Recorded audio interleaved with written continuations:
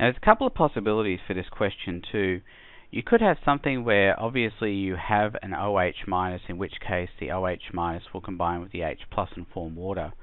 But in those instances where you don't have that, an example of that would be, let's say you have NaOH, for example. We know that that would be just Na plus and OH minus. But sometimes we don't get water as a byproduct in these kinds of acid-base reactions. But what I would encourage you to do is look first of all at what you got here. It says strong acid for SA. Use that information and say, well, if it's a strong acid, it means it's producing H plus. So H plus is going to be one of the ions here. The other one is going to be ClO4, and that's with a negative charge on it. So we've already got some information here. We know it's a H plus because it's a strong acid, so H plus, and then the rest of it is going to be ClO4, just with a negative on it. The reason for that is because we know this has to be a neutral compound.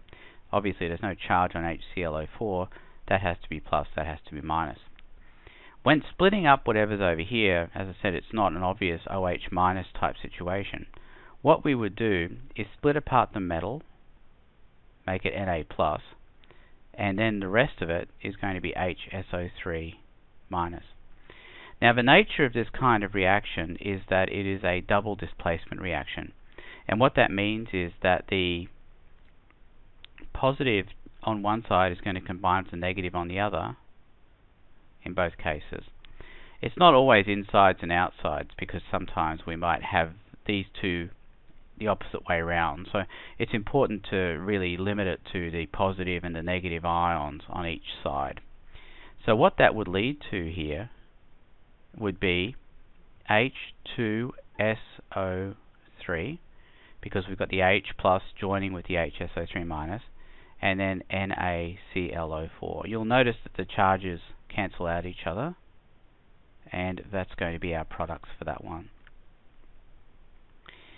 So the way that you would express this in the box would be H2SO3 plus NaClO4. That's how it would appear in here. The next question, question 3, it's asking which one is the best indicator for the following titration. So for this, you just draw a fairly minimal titration curve, something like this. You'd put the pH here on this axis. In this case, we're titrating with the strong acid, so it's going to be volume of strong acid on the bottom here.